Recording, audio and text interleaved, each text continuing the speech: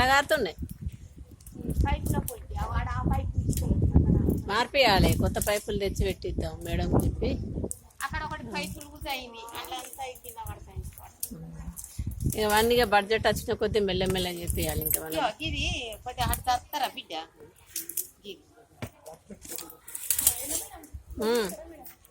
అమ్మాయిలు మీరు డస్ట్ అంతా పడేయకుండా ఇటు కనబడాలి ఇటు పడేయకుండా మీకే నీట్గా ఉంటుంది సరేనా కనబడుతుందా అసలు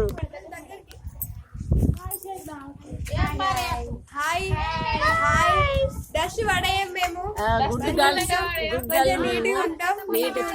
చెత్త చెయ్యం చెప్పారు